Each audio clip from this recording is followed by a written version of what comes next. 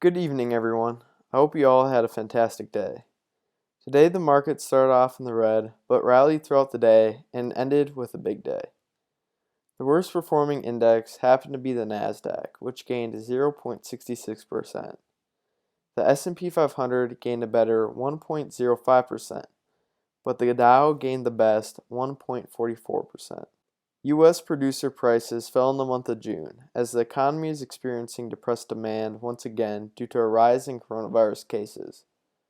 According to the Labor Department, the producer price index fell 0.2% last month, following an increase of 0.4% in May. Economists at Reuters were expecting an increase of 0.4%. The number of homeowners who were seeking active forbearance decreased for the second straight week by a total of 435,000. The story is not all rosy, though, as a lot of the decline was due to homeowners receiving extensions on their plans, showing that there is still damage.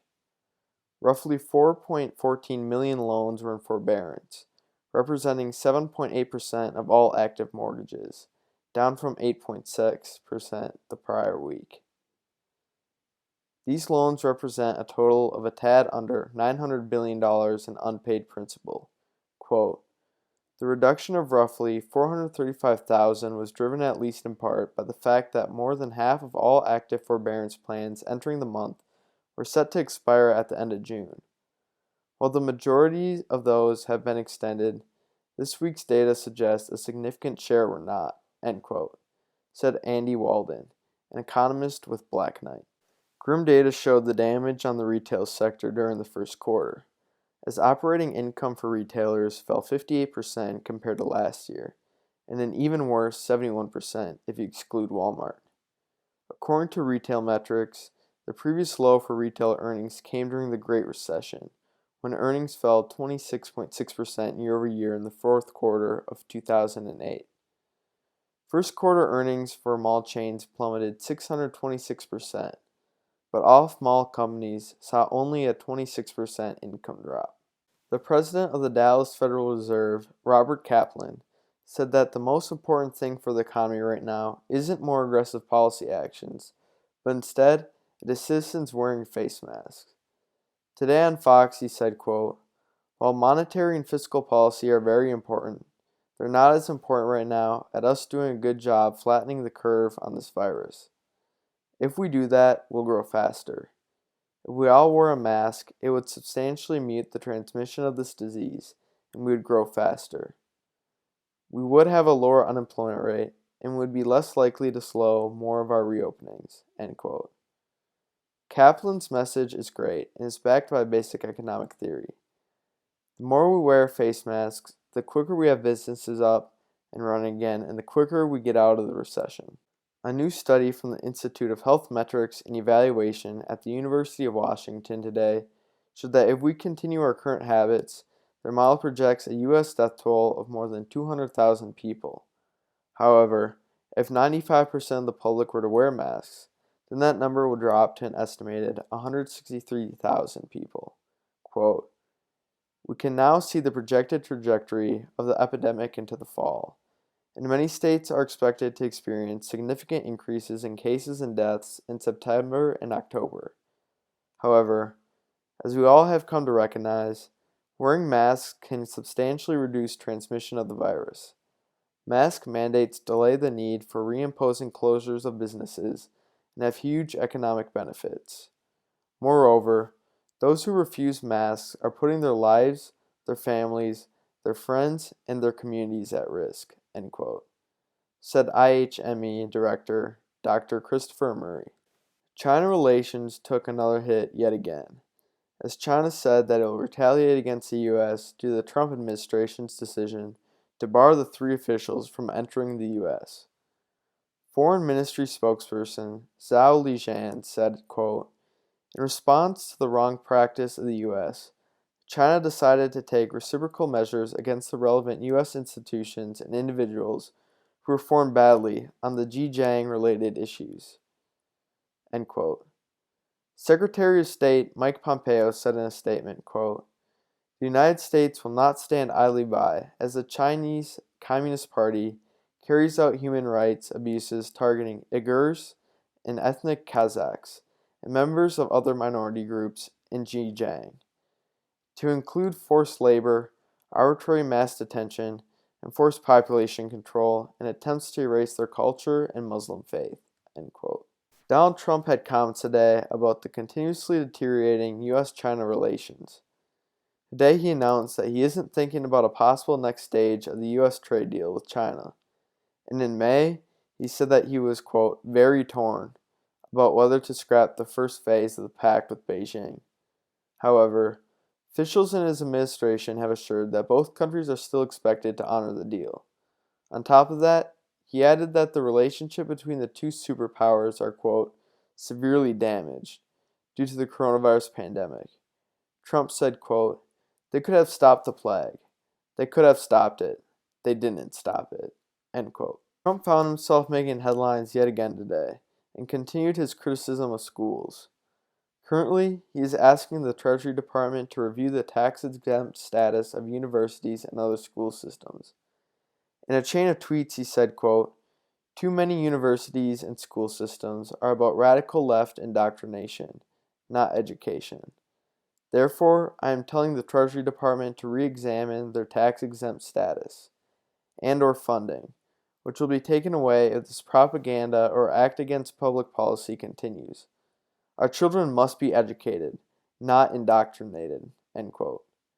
According to the Association of American Universities, many universities, both public and private, are registered as tax-exempt. Regardless, Trump did not make it clear about who he was targeting, but it is clear that he wants to make a move on the school system. Yesterday, the United States saw yet another new record in coronavirus cases, reporting over 63,200 in just one 24-hour period. The U.S. has reported that about 53,700 new cases on average over the past 7 days, a record high 7-day average, which is up nearly 17.6% compared with a week ago. There was positive news on the coronavirus front today, though, as Gilead says that their drug remdesivir reduces the risk of death for severely sick coronavirus patients by 62% compared with just standard care alone. Gilead said it would charge $520 per vial for U.S. private insurance companies, which happens to be more expensive than other countries by $130 a vial. Gilead faced backlash for charging a higher price in the United States, but the company defended itself, saying that's simply a factor of the U.S. healthcare system. The upwards movement was felt across almost all sectors, with healthcare being in the red and tech eking out only a small gain. Oil and gas and consumer goods both ended the day higher by 3%, and basic materials and utilities each gained around 2%. Value stocks of all sizes were the clear winners today, as each gained more than 2.2%, and small and mid-cap value gained 3%. Growth was pretty quiet, and mid-cap growth even ended the day in the red by 0.41%. The best performer in the S&P 500 today was Carnival Corporation, which gained 10.84%. Fellow cruise liner Royal Cruise Lines followed close behind with a gain of nearly 10%. Carnival reported dismal earnings today, missed on EPS but beat on revenue. Non-GAAP EPS came in at a loss of $3.30, missing estimates by a large $1.54. Revenue was a mere $740 million, which beat estimates by only $2.19 million and represented a decline in revenue of 84.7%. Carnival moved higher because of them announcing that they secured over $10 billion in financing to sustain another full year. They also announced that ships are expected to return to service as they are working with government and health authorities. Lastly, they said, quote, "As of June 21st, 2020, cumulative advanced bookings for the full year of 2021 capacity currently available for sale remain within historical ranges at prices that are down in the low to mid-single digits range on a comparable basis, including the negative yield impact of future cruise credits and onboard credits applied." The other big day came from Marathon Petroleum Company, which had its shares gain 8.55%. Shares of Marathon rose as crude oil prices climbed today. The biggest loser happened to be Mohawk Industries, which lost 3.62%. Mohawk Industries is a company that produces floor covering products for residential and commercial applications. This loss was due to the allegations from Deutsche Bank yesterday that cited that the company had committed fraud, specifically having fictitious sales numbers.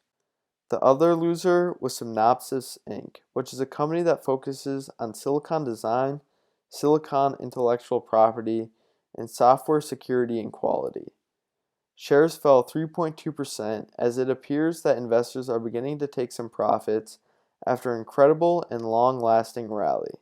Getting into earnings, we'll start off with Greenbrier Companies, ticker symbol GBX, which is a transportation manufacturing company that specializes in barge and railroad cars.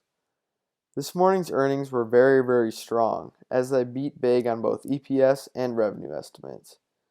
Non-GAAP EPS came in at $1.05 per share, beating estimates by astounding 91 cents. Revenue was $762.56 million and beat estimates by $156.1 million. Although it was a decrease in revenue of 10.9% on a yearly basis, it is still strong considering the horrible business environment in the past quarter. The company also announced that it received $1 billion in liquidity through borrowing and spending cuts. Both gross margin and operating margin were up as well. Investors loved this and had shares end the day up by 15.52%. Lastly, we have Shaw Communications, ticker symbol SJR, which is a Canadian telecommunications company. Earnings beat expectations but weren't crazy this afternoon. Shaw beat on non-GAAP EPS by 5 cents Canadian as they ended the quarter with a gain of 35 cents Canadian. Revenue beat by a very slim $50 million Canadian as they reported quarterly revenue of $1.31 billion Canadian, which represented a decline in revenue of only 0.8% on a yearly basis. Investors seem pleased enough so far and have shares in the green during after hours. That is all that I have for tonight. I hope you all have a great rest of your evening and an even better weekend. I'll see you all again on Monday.